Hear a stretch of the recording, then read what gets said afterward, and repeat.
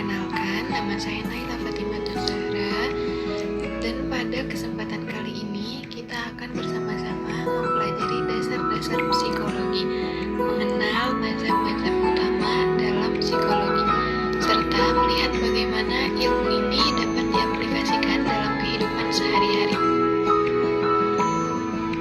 Selanjutnya ada pengantar dan tujuan video. Jadi tujuan dari video ini dibuat untuk memberikan pemahaman mendasar tentang apa itu psikologi umum, bagaimana sejarah perkembangannya, mengenal berbagai mazhab atau aliran yang mempengaruhi cara ilmuwan memahami jiwa dan perilaku manusia, serta contoh nyata penerapan psikologi dalam kehidupan sehari-hari. Lalu di sini ada pentingnya kita mempelajari psikologi. Mengapa sih psikologi ini menjadi suatu hal yang penting untuk kita pelajari?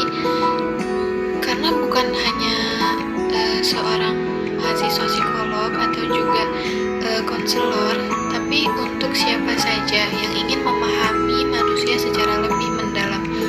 Dengan mempelajari psikologi, kita bisa memahami bagaimana pikiran, perasaan, dan perilaku manusia terbentuk dan dipengaruhi oleh berbagai faktor. Ilmu ini juga penting membantu kita mengenali diri sendiri, memahami orang lain, serta membangun hubungan sosial yang lebih sehat. Psikologi ini juga sangat relevan dalam berbagai bidang seperti bidang pendidikan, kesehatan, dunia kerja, bahkan dalam kehidupan keluarga dan juga masyarakat. Oke, dalam video ini saya akan membahas tentang pengertian dan ruang lingkup psikologi umum, lalu ada sejarah perkembangan psikologi ilmu, lalu juga ada mazhab-mazhab utama dalam psikologi beserta contoh aplikasinya. Lalu ada proses mental dan perilaku manusia.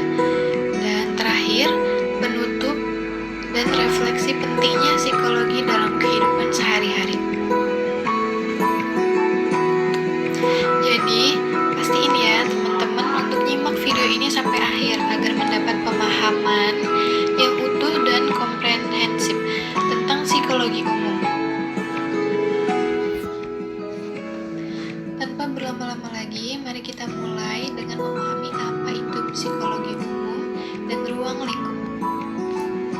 Lalu ada ruang lingkup psikologi umum. Nah, ruang lingkup psikologi umum ini tuh sangat luas dan mencakup seluruh fase perkembangan manusia, berbagai tingkatan usia, serta segala jenis kelamin. Secara garis besar, ada 3 aspek utama yang berfokus pada kajian psikologi. Yang pertama ada kognisi, yaitu berkaitan dengan proses berpikir, memahami, mengingat, dan memecahkan masalah dan membuat keputusan. Contohnya berbagai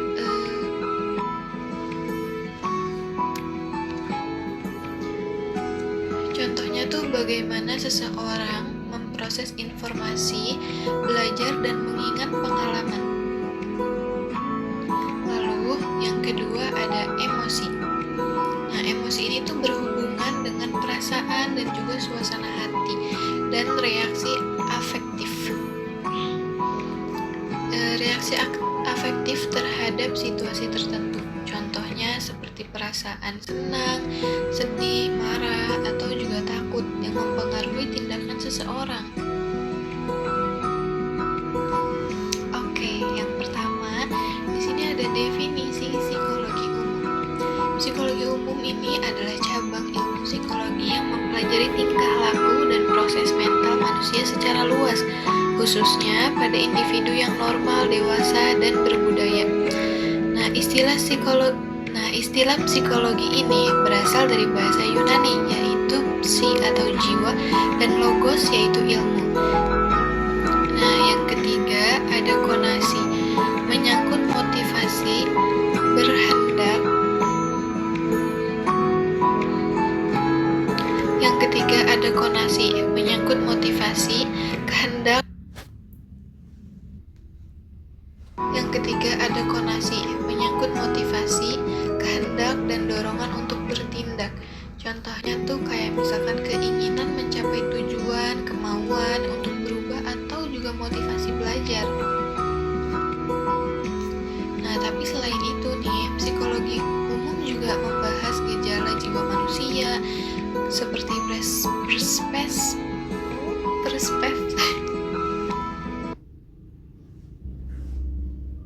Nah, tapi selain itu, psikologi umum nih juga membahas gejala jiwa manusia. Contohnya tuh misalkan persepsi, terus juga sensasi, kepribadian, dan hubungan antara individu dengan lingkungannya. Nah, lanjut di hubungan psikologi dengan ilmu lain. Psikologi itu tidak berdiri sendiri, melainkan saling berkaitan dan saling melengkapi dengan berbagai disiplin ilmu lain. Contohnya yang pertama itu ada biologi. Nah, biologi ini, psikologi itu memanfaatkan pengetahuan biologi untuk memahami dasar-dasar perilaku manusia, seperti misalnya fungsi otak, sistem syaraf, hormon, dan juga genetika. Lalu yang kedua, ada sosiologi. Nah, psikologi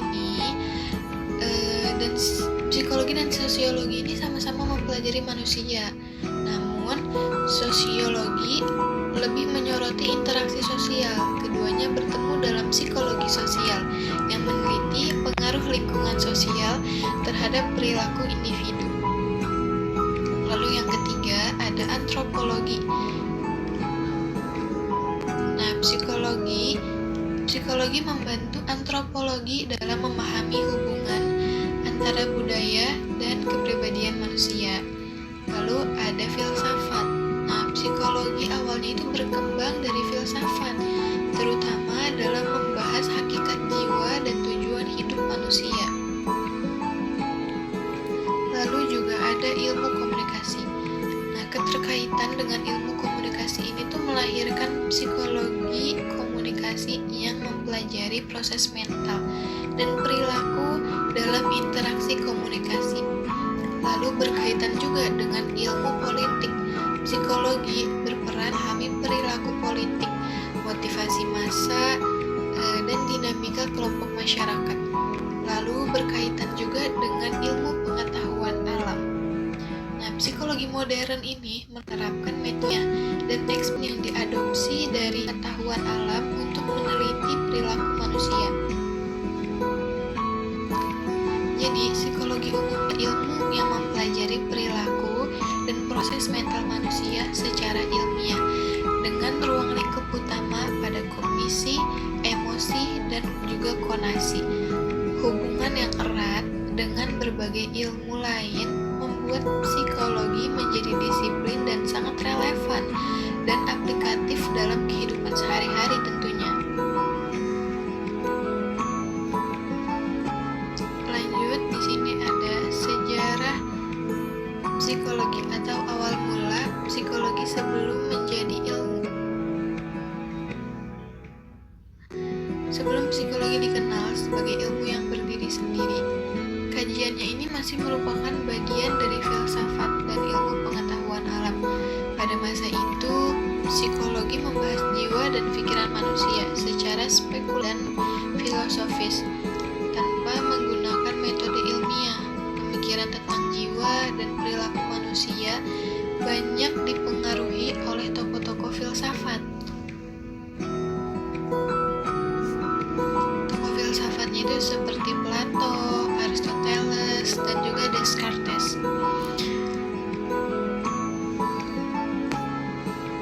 Lalu selanjutnya ada Wilhelm dan psikologi eksperimental.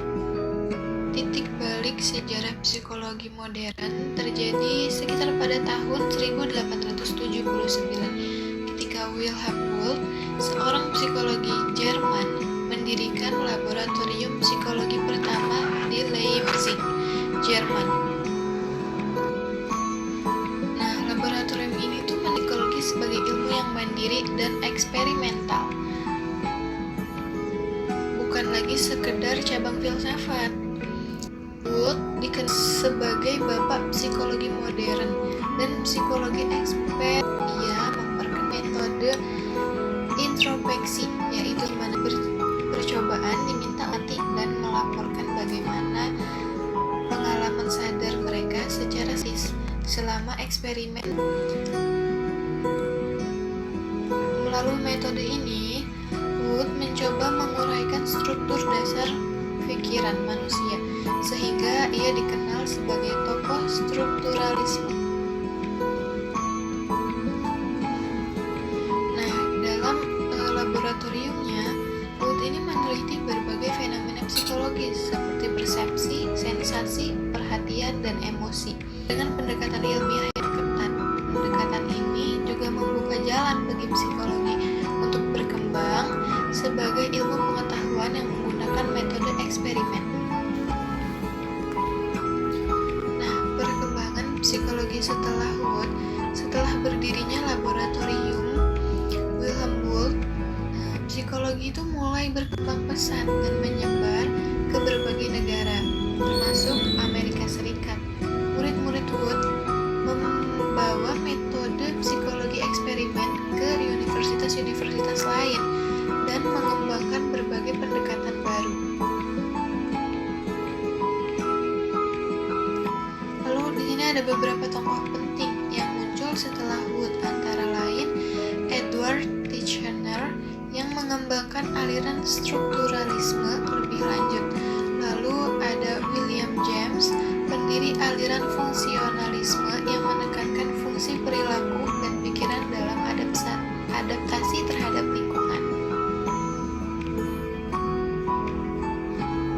Lalu ada John B. Watson dan Bev Skinner yang mengembangkan behaviorisme yang berfokus pada perilaku yang dapat diamati dan juga diukur. Lalu ada Sigmund Freud yang memperkenalkan psikoanalisis dan menekankan peran alam bawah sadar. Tokoh Sigmund Freud ini sangat amat terkenal dalam psikologi. Nah, perkembangan ini menandai munculnya berbagai mazhab.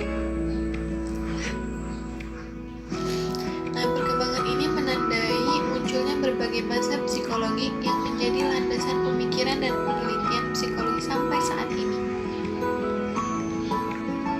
Lalu selanjutnya ada psikologi sebagai ilmu pengetahuan modern. Dengan metode ilmiah yang diterapkan oleh Wood dan para penerusnya, psikologi kini dipandang sebagai ilmu yang mandiri dan sistematis. Psikologi tidak hanya berusaha untuk memahami perilaku dan proses mental manusia, tetapi juga mengendalikan dan meramalkan perilaku tersebut melalui penelitian yang terukur dan dapat diuji ulang. Psikologi eksperimen menjadi landasan penting bagi berbagai cabang psikologi seperti psikologi perkembangan, psikologi sosial, psikologi klinis, dan psikologi industri organisasi. Laboratorium psikologi pertama itu membuka babak baru bagi psikologi sebagai ilmu yang berorientasi pada bukti dan eksperimen. Jadi gimana nih kira-kira psikologi, ilmu yang sangat penting bukan dalam kehidupan sehari-hari, bukan hanya untuk mahasiswa psikologi saja sebetulnya. Nah, di sini juga kesimpulan singkat dari yang tadi saya sampaikan, psikologi itu bagian dari filsafat yang membahas jiwa secara spekulatif. Pada tahun sekitar 1879, Wilhelm Wundt mendirikan laboratorium psikologi pertama di Leipzig, mendadakkan psikologi sebagai ilmu eksperimental mandiri. Lalu juga metode introspeksi dan eksperimen Wood menjadi dasar psikologi modern. Setelah Wood, berbagai mazhab psikologi dari situ mulai berkembang dan memperkaya pemahaman tentang jiwa dan perilaku manusia. Nah, psikologi juga kini menjadi ilmu yang sistematis, ilmiah, dan aplikatif dalam berbagai bidang kehidupan.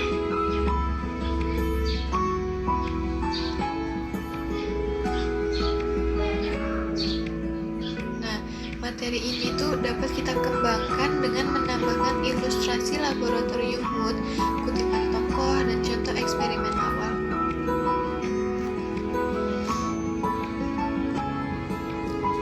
Oke, selanjutnya ada mazhab-mazhab utama psikologi.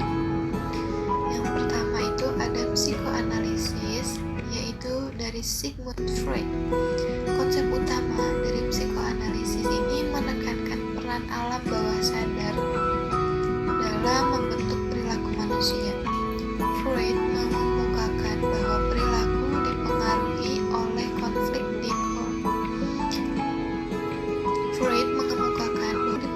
oleh konflik psikodinamis antara tiga struktur pribadi. Ada id yang pertama, yaitu dorongan naluriah dan insting dasar seperti libido dan agresi. Lalu yang kedua ada ego, bagian yang berhubungan dengan realitas dan pengaruh konflik antara id dan juga ego. Lalu ada superego, nilai moral dan norma sosial yang internalisasi. Freud juga menyoroti pentingnya pengalaman masa kecil dan mekanisme pertahanan diri seperti represi. Lalu selanjutnya di sini ada aplikasinya, apanya nih? Terus terapi psikoanalisis untuk mengungkapkan konflik alam bawah sadar dan trauma masa kecil. Lalu analisis mimpi dan asosiasi bebas sebagai teknik terapi.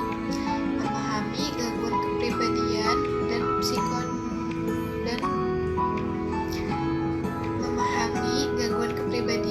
psikoneurosis. Lalu ada terapi kelompok yang membantu mengatasi pola perilaku merugikan melalui dinamika kelompok.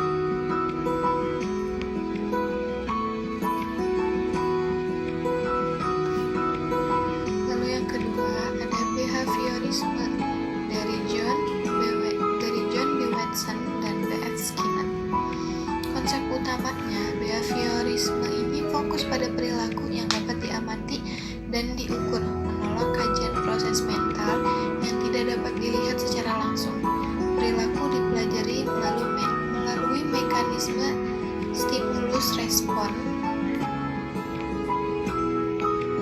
dan penguatan atau reward dan punishment.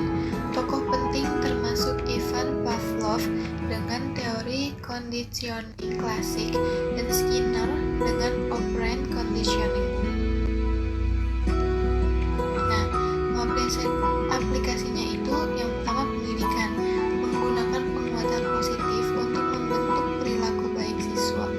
Lalu ada modifikasi perilaku, terapi untuk menghilangkan kebiasaan buruk atau kecanduan terhadap suatu hal. Lalu ada pelatihan hewan dengan reward. Contohnya misalkan kalau kita mau membentuk perilaku hewan sesuai apa yang kita mau gitu ya. Misalkan di taman safari kayak gitu-gitu, atau pertunjukan lumba-lumba.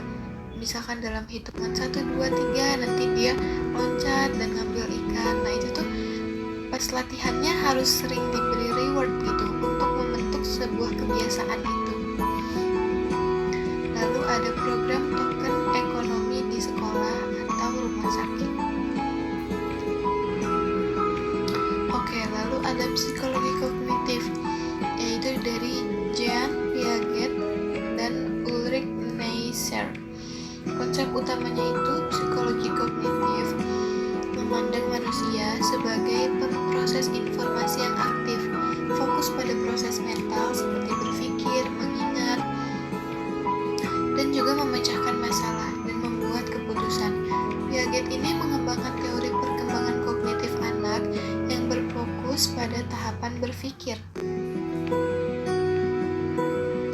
Nah, aplikasi contohnya itu pengembangan strategi belajar yang efektif berdasarkan pemahaman proses kognitif. Lalu ada terapi kognitif kognitif atau CBT untuk mengubah pola pikir negatif, misalnya pada depresi dan kecemasan. Lalu ada mengajarkan refleksi diri dan mengambil keputusan yang rasional. Lalu selanjutnya ada humanistik dari Carl Rogers dan juga Abraham Maslow. Nah, konsep utama dari mazhab humanistik ini tuh menekankan potensi dan aktualisasi diri manusia, kebebasan memilih dan pengalaman subjektif. Maslow mengembangkan hierarki kebutuhan yang menggambarkan motivasi manusia dari kebutuhan dasar hingga aktualisasi diri. Lalu juga ada Rogers yang menekankan pentingnya penerimaan tanpa syarat dan empati dalam hubungan terapeutik. Nah, aplikasi contohnya ini tuh konseling humanistik untuk membantu klien menemukan makna hidup dan juga potensi diri. Lalu juga mengembangkan diri dan pelatihan motivasi. Dan yang ketiga ada pendidikan yang mendukung kreativitas dan mengembangkan potensi dari individu tersebut. Lalu ada biologis atau neuroscience. Konsep utama mazhab ini tuh melihat perilaku dan proses mental tuh sebagai hasil dari aktivitas sistem syaraf, hormon, dan juga faktor dari genetik. Nah, perkembangan teknologi seperti neuroimaging memperkuat pemahaman hubungan antara otak dan juga. Nah, aplikasinya itu contohnya pengobatan gangguan mental dengan obat-obatan seperti depresi atau juga psikotik. Lalu juga ada rehabilitasi pasien dengan gangguan neurologis seperti stroke. Lalu juga ada penelitian penting efek dan trans pada emosi. Lalu konsep itu menekankan persepsi manusia bersifat dan dipahaminya dan dicahkan menjadi bagi kecil. Nah, prinsip dasarnya adalah the whole is greater than the sum of its parts. Nah, tokoh utamanya itu adalah Maxwell Tamer, Wolfgang Kohler, dan juga Kurt Kafka. Nah, aplikasinya itu psikologi persepsi, memahami bagaimana otak mengorganisasi pola dan bentuk. Lalu juga ada desain grafis dan seni visual yang memanfaatkan prinsip Gestalt untuk menciptakan kesatuan visual yang harmonis. Nah, terapi Gestalt yang fokus pada kesadaran diri dan pengalaman saat ini untuk meningkatkan integrasi psikologis. Nah, di sini ada metode penelitian dalam psikologi. Yang pertama ada metode eksperimen. Pengertian dari metode eksperimen ini adalah cara penelitian yang paling umum dan sistematis untuk menguji hubungan sebab akibat antara variabel. Penelitian secara sengaja dan mengubah satu atau lebih variabel bebas atau independen untuk pengaruh terhadap variabel yang terikatan dengan dependen. Nah, ciri-cirinya itu kontrol terhadap variabel luar yang dapat mempengaruhi hasil. Lalu juga mengacak subjek untuk menghindari bias. Lalu juga ada mengukur hasil yang objektif dan juga terukur.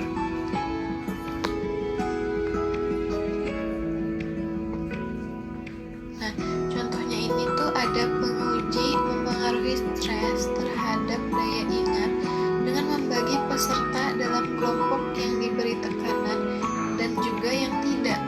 Nah, kemudian mengukur performa dari memori mereka. Nah, kelebihan dari hasil yang dapat diuji ulang dan valid secara ilmiah, lalu juga dapat menunjukkan hubungan dari sebab dan juga akibatnya. Nah, tapi ada juga keterbatasannya. Keterbatasannya itu tuh kadang sulit memprediksi kondisi alami kehidupan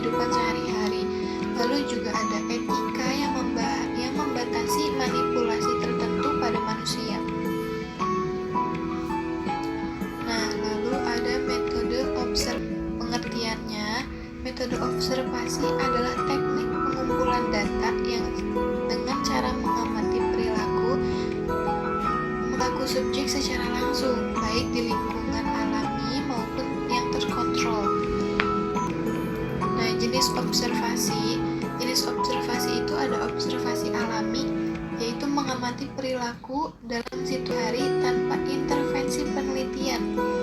Lalu juga ada observasi yang terkontrol. Pengamatan dilakukan dalam kondisi yang sudah diatur oleh peneliti. Micu reaksi lalu juga observasi partisipatif. Penelitian ikut mengamati dalam lingkungan yang diamati.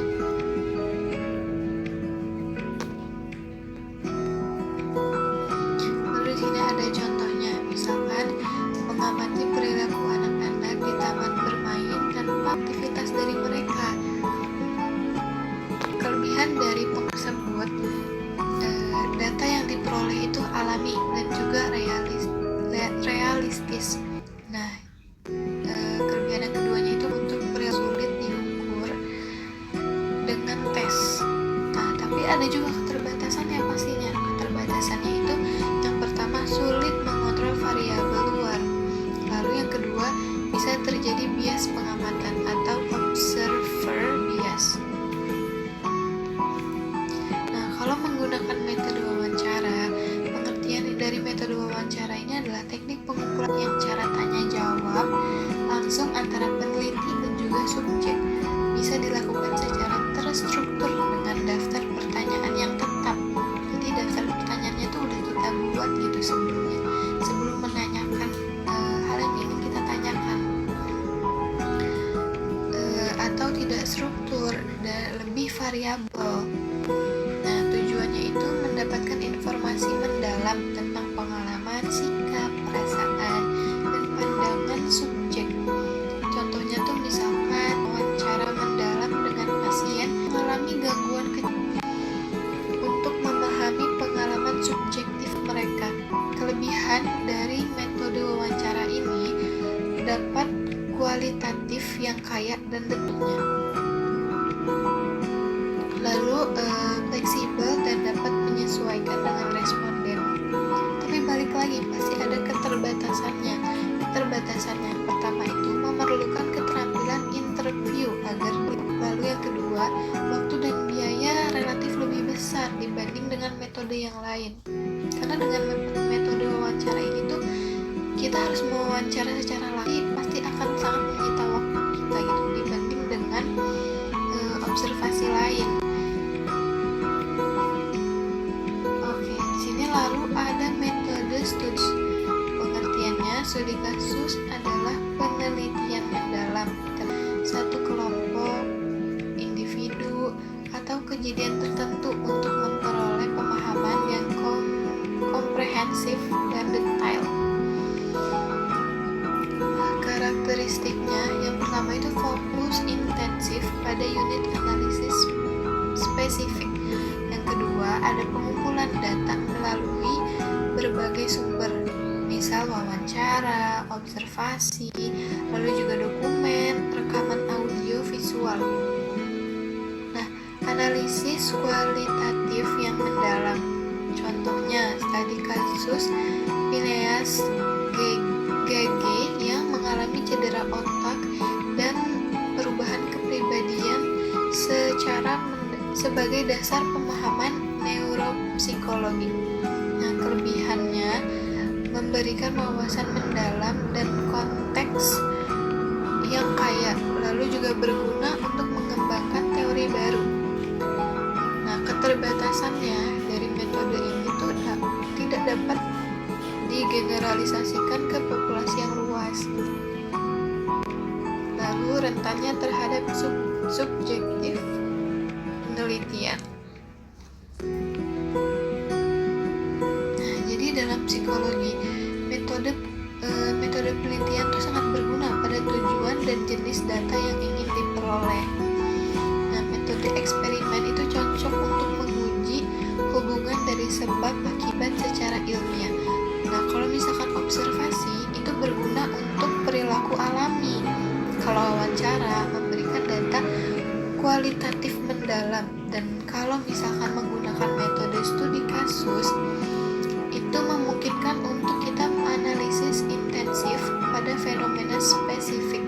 Kombinasi metode ini juga sering digunakan untuk memperoleh gambaran yang lebih lengkap.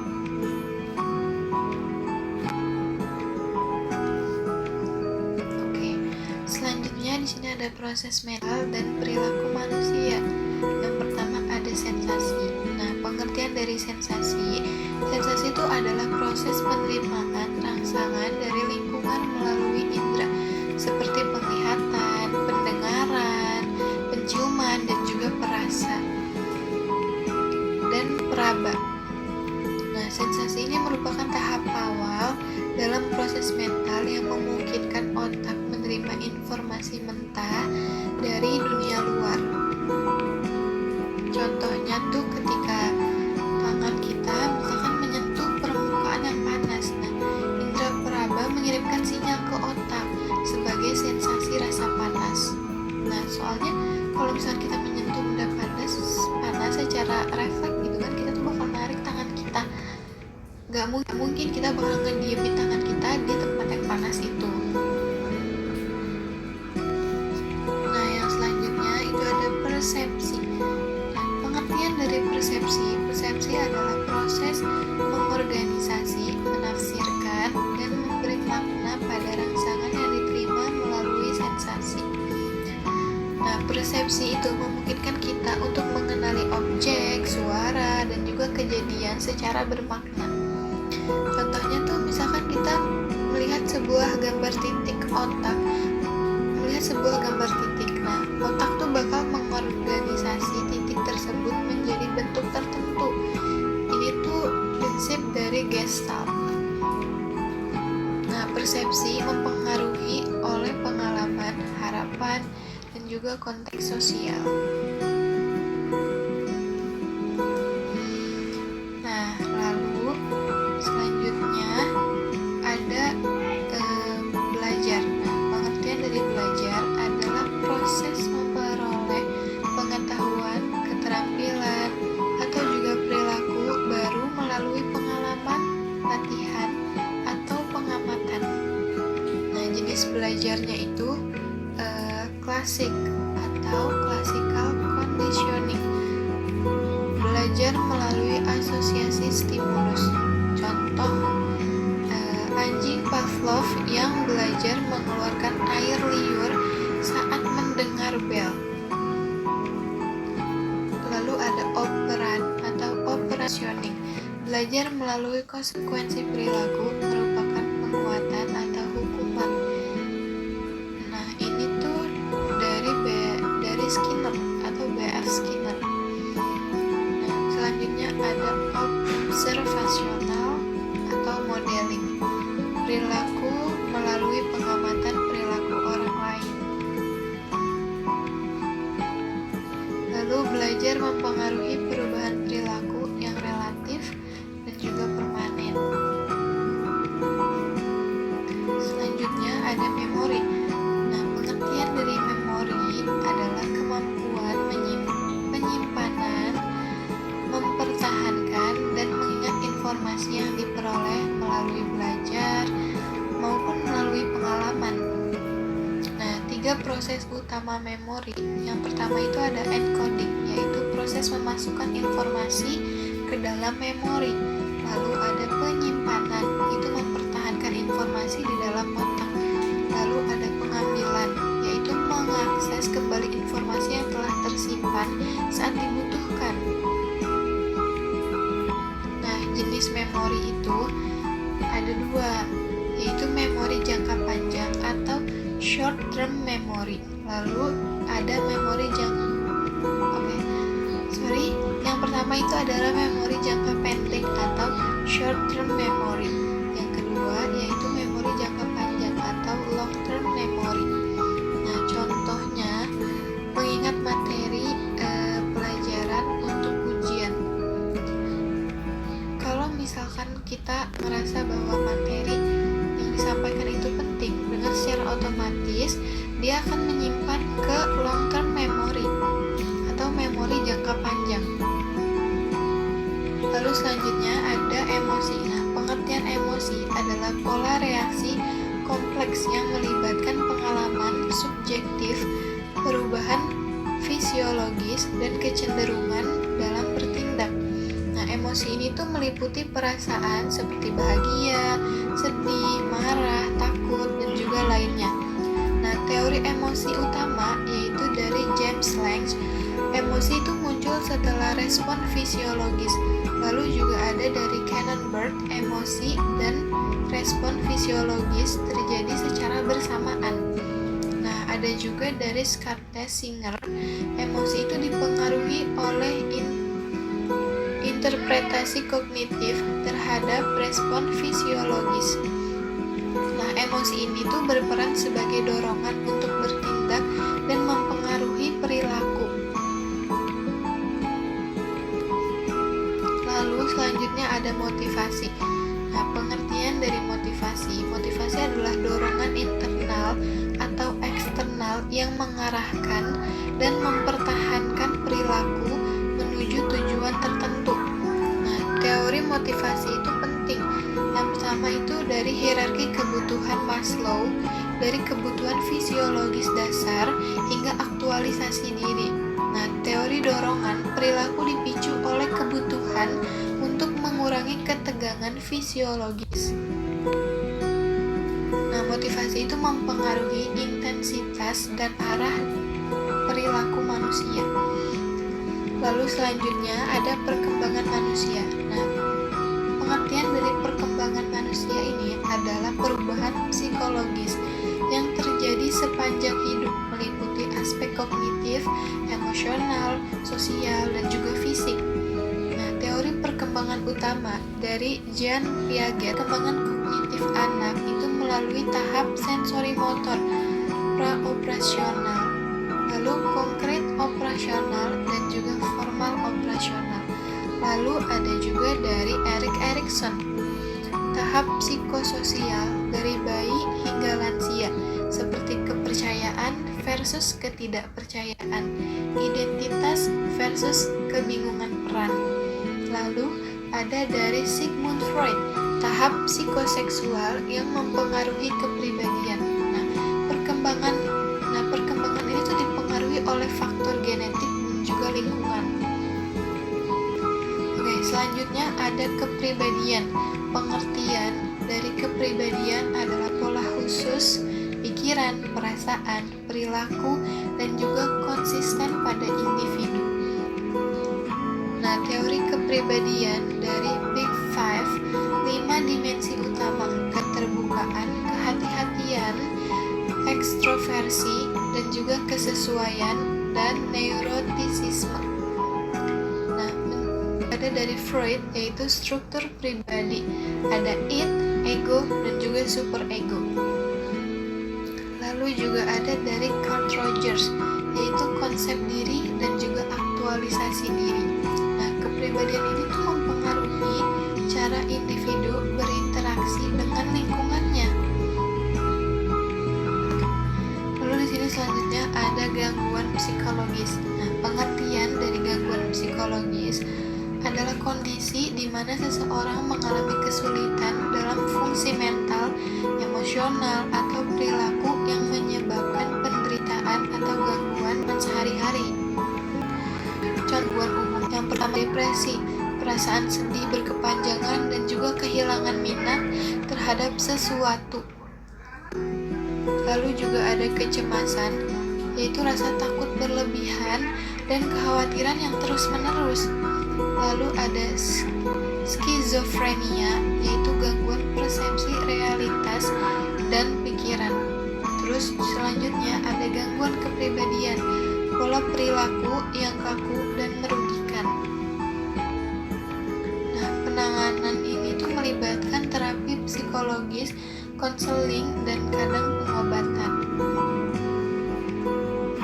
Nah, jadi proses mental seperti sensasi, persepsi, belajar, memori, emosi, motivasi itu tuh membentuk bagaimana manusia berpikir, merasa, dan juga bertindak.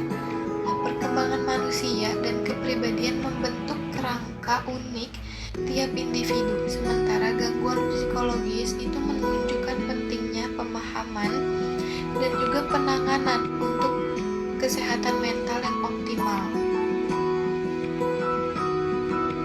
Nah, diharapkan contoh-contoh ini tuh konkret dalam kehidupan sehari-hari.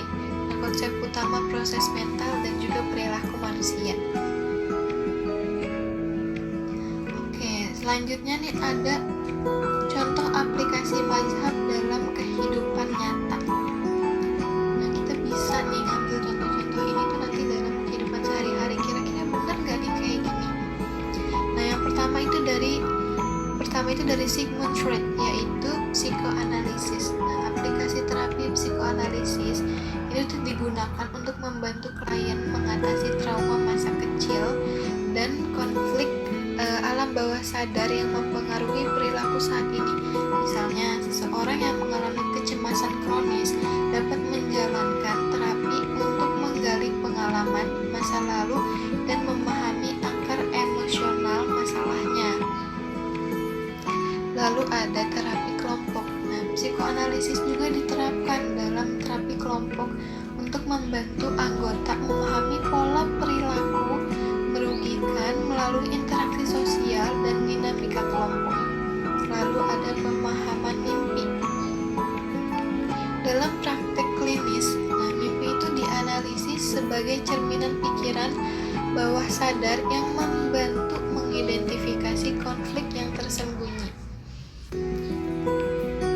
Nah, lalu yang kedua nih ada dari John B. Watson dan juga B.S. Skinner, yaitu behaviorisme. Nah, modifikasi perilaku dalam pendidikan. Misalnya, guru menggunakan penguatan positif seperti memberikan pujian atau hadiah kepada siswanya yang menunjukkan perilaku baik, sehingga perilaku tersebut itu cenderung diulang. Lalu ada program token ekonomi. Nah, di sekolah atau rumah sakit jiwa, sistem token ekonomi ini digunakan untuk mendorong perilaku positif dengan memberikan token yang bisa ditukar dengan hadiah. Nah, terapi perilakunya dari behaviorisme ini digunakan dalam terapi untuk menghilangkan kebiasaan buruk, seperti terapi misalnya berhenti merokok. Itu tuh memberi penghargaan atas perilaku tidak merokok. Lalu juga ada pelatihan hewan. Teknik penguatan digunakan untuk melatih hewan agar melakukan perilaku tertentu. Misalkan sebuah anjing yang diajari duduk dengan diberikan reward, yaitu makanan. Itu tuh membentuk kebiasaan yang nantinya tuh akan diulangi lagi. Lalu ada psikologi kognitif dari Jean Piaget dan Ulrich Neisser. Nah, terapi kognitif perilaku atau CBT. Nah, ini tuh digunakan untuk membantu individu mengubah pola pikir negatif yang memberikan depresi atau kecemasan menjadi pola pikir yang lebih positif dan juga adaptif. Nah, strategi pembelajarannya itu, misalkan seorang guru mengajari siswa teknik belajar yang efektif, seperti membuat peta konsep dan latihan pengulangan berdasarkan pemahaman dan juga proses kognitif. Nah, pengambilan keputusan, individu itu diajarkan untuk menganalisis informasi secara sistematis dan menghindari bias kognitif dalam mengambil keputusan penting. Lalu selanjutnya ada dari Carl Rogers dan juga Abraham Maslow. Nah, ini tuh konsep dari humanistik, konseling humanistik atau konselor memberikan dukungan empatik dan penerimaan tanpa syarat untuk membantu klien menemukan makna hidup dan juga mengembangkan potensi diri. Nah, pengembangan diri dan motivasi, pelatihan motivasi dan workshop mengembangkan diri membantu individu tentunya untuk meningkatkan rasa percaya diri dan mencapai tujuan hidup sesuai kebutuhan aktualisasi. Lalu pendidikan yang mendukung, lingkungan belajar yang mendukung kreativitas dan kebebasan memilih itu membantu siswa berkembang secara optimal. Nah, lalu selanjutnya itu ada biologis atau neuroscience. Nah, pengobatan gangguan mental seperti penggunaan obat-obatan seperti antidepresi atau antipsikotik untuk mengatasi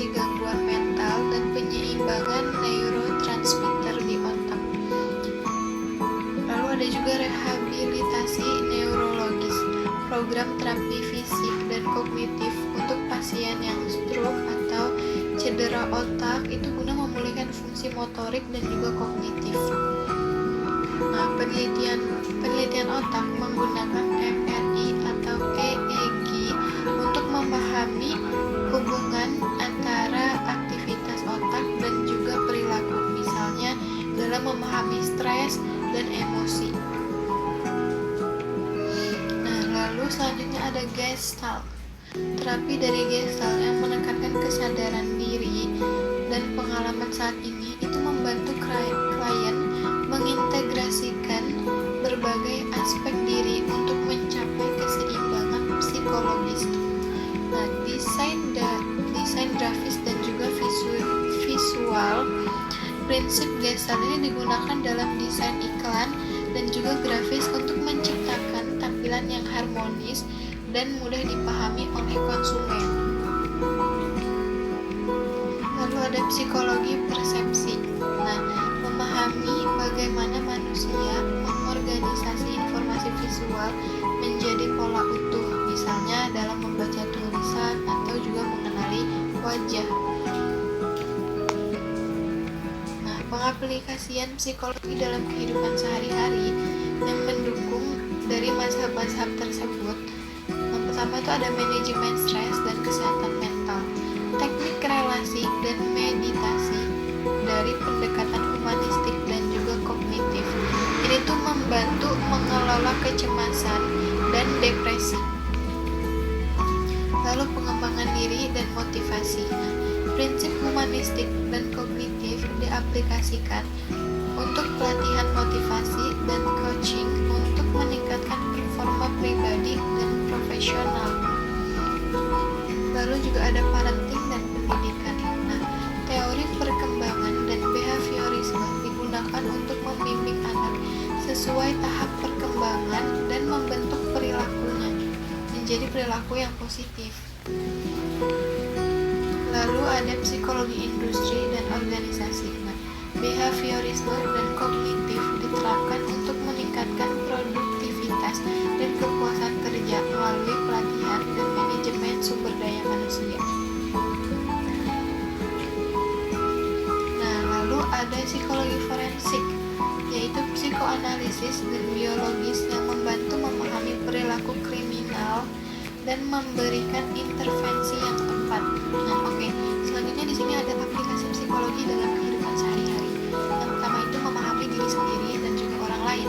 Nah, psikologi itu membantu kita mengenali emosi, kebutuhan dan juga motivasi diri sendiri sehingga dapat mengambil keputusan yang lebih baik dalam kehidupan. Nah, dengan pemahaman ini, kita juga menjadi lebih empatik terhadap perasaan dan pengalaman orang lain yang memperkuat hubungan sosial dan komunikasi yang efektif. Nah, misalnya tuh memahami reaksi emosional saat stres itu tuh membantu kita untuk mengelola diri dengan lebih baik dan berinteraksi secara positif dengan orang lain. Lalu yang kedua itu ada mengatasi stres dan masalah kesehatan mental. Psikologi ini menyediakan alat dan teknik untuk mengelola stres, kecemasan, depresi, dan juga gangguan tidur. Nah, teknik psikoterapi dan konseling psikologis sangat membantu individu untuk membutuhkan dukungan mengatasi masalah psikologis. Selain itu, psikologi ini positif mengajarkan cara memaafkan dan mengelola emosi negatif kita yang berkontribusi pada ketenangan batin dan juga kesejahteraan dari mental kita. Lalu yang ketiga itu ada kinerja dan produktivitas. Dengan memahami konsep motivasi pembelajaran dan persepsi psikologis itu membantu kita meningkatkan efisiensi kerja dan mencapai tujuan secara lebih efektif. Prinsip manajemen waktu dan organisasi diri yang berbasis psikologi ini juga mendukung meningkatkan produktivitas di berbagai bidang baik pendidikan maupun pekerjaan profesional. Lalu yang keempat itu ada pendidikan dan pengasuhan anak. Pemahaman psikologi ini sangat penting bagi orang tua dan pendidik untuk mendukung perkembangan anak secara optimal. Nah, psikologi membantu memahami tahap perkembangan anak, cara belajar mereka, serta teknik motivasi dan bimbingan anak dengan tepat. Nah, ini juga membantu mengenali tanda-tanda masalah perkembangan sehingga dapat segera diambil tindakan yang sesuai. Lalu yang kelima itu ada meningkatkan kualitas hubungan interpersonal. Nah, belajar psikologi itu membantu memperbaiki komunikasi dan membangun empati dalam hubungan keluarga, sosial, maupun profesional. Dengan memahami dinamika hubungan dan konflik kita dapat mengelola dan mempererat hubungan dengan orang lain, mengurangi kesalahpahaman, dan menciptakan lingkungan sosial yang sehat dan juga harmonis. Nah, lalu yang keenam itu ada masalah yang lebih efektif psikologi. Psikologi itu mengajarkan cara berpikir kritis dan kreatif dalam menghadapi masalah dengan memahami proses mental dan juga perilaku. Nah, kita tuh dapat mengidentifikasi akar dari masalah untuk mencari solusi yang tepat, serta mengelola emosi agar tetap tenang dalam situasi sulit. Nah, ini tuh sangat berguna dalam kehidupan pribadi maupun profesional. Lalu yang ketujuh, itu ada kesehatan mental yang lebih baik dengan pengetahuan. Nah, psikologi individu dapat mengenali gejala gangguan mental dan mengambil langkah pencegahan atau penanganan yang tepat. Psikologi juga membantu membangun ketahanan mental dan kesejahteraan secara menyeluruh. Nah, sehingga kehidupan menjadi lebih seimbang dan bermakna. Nah, lalu yang kedelapan itu ada kehidupan yang lebih bermakna dan juga positif. Nah, psikologi positif ini tuh mendorong individu untuk fokus pada kekuatan pribadi, optimisme, dan makna kehidupan. Nah, praktik seperti memaafkan, bersyukur, dan mindfulness itu meningkatkan kualitas hidup secara keseluruhan dan membantu individu menghadapi tantangan dengan sikap yang lebih sehat dan juga produktif. Nah, jadi pemahaman psikologi itu memberi manfaat besar dalam kehidupan sehari-hari, mulai dari mengenal diri dan juga orang lain, mengelola stres, meningkatkan produktivitas, membina hubungan yang sehat, sehingga menjaga kesehatan mental dan menemukan makna hidup. Dengan menerapkan prinsip-prinsip psikologi, kita tuh dapat menjalani kehidupan yang lebih seimbang, bahagia, dan juga bermakna. Oke, kita ini udah sampai di akhir video, jadi saya akan meringkas sedikit materi yang tadi saya sampaikan. Nah, sebelum kita mengakhiri video ini, mari kita rekap kembali apa saja yang telah kita pelajari hari ini. Pertama, kita memahami bahwa psikologi itu adalah ilmu yang mempelajari perilaku dan proses mental manusia secara ilmiah. Kita juga menelusuri sejarah psikologi dari filsafat hingga menjadi ilmu eksperimental yang modern. Nah, selanjutnya kita juga mengenal bagaimana mazhab-mazhab utama dalam psikologi seperti psikoanalisis, behaviorisme, kognitif, humanistik, biologis, dan gestalt yang masing-masing memiliki cara pandang dan aplikasi unik dalam memahami jiwa dan perilaku manusia. Nah, kita juga di sini membahas metode penelitian psikologi, mulai dari eksperimen, observasi, wawancara, hingga studi kasus yang menjadi dasar validitas ilmu ini. Nah, selanjutnya kita juga mempelajari proses mental dan perilaku manusia seperti sensasi, persepsi, belajar, memori, emosi, motivasi, perkembangan, lalu juga kepribadian dan gangguan psikologis. Nah, lalu yang terakhir itu kita melihat bagaimana psikologi ini tuh diaplikasikan dalam kehidupan sehari-hari, mulai dari memahami diri sendiri dan juga orang lain, mengatasi stres, meningkatkan produktivitas, hingga membangun hubungan yang sehat dan juga bermakna. Nah, memahami psikologis itu bukan hanya penting bagi para ahli ya tentunya, tapi juga bagi kita semua yang ingin menjadi pribadi yang lebih baik, mampu memahami orang lain dengan empati dan menghadapi tantangan hidup dengan bijak. Dan juga tentunya kita mampu lebih memahami diri kita sendiri dengan tentunya dari memahami psikologi itu bukan cuma kita jadi bisa paham dengan orang lain, tapi kita juga bisa paham dengan diri kita sendiri. Dari mulai cara kita untuk mengelola emosi yang kadang mungkin sulit. Nah, dengan belajar psikologi ini, kita jadi lebih memahami diri kita dan apa sih yang diri kita mau sebenarnya. Nah, psikologi kita juga itu membantu kita untuk mengelola emosi, meningkatkan kualitas hubungan sosial, dan menjaga kesehatan mental agar hidup lebih seimbang dan juga bahagia. Nah, di sini juga saya mengajak teman-teman nih untuk terus belajar dan mengenali lebih dalam ilmu psikologi. Dari mulai bisa baca buku psikologi atau mengikuti seminar psikologi.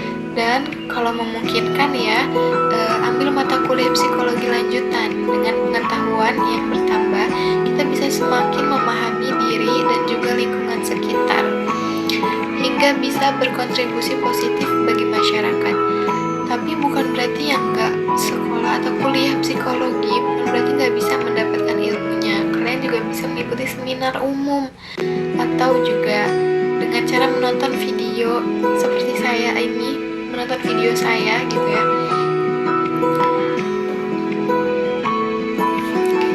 Oke, terima kasih banyak untuk semuanya yang udah menyimak video pembelajaran ini sampai selesai.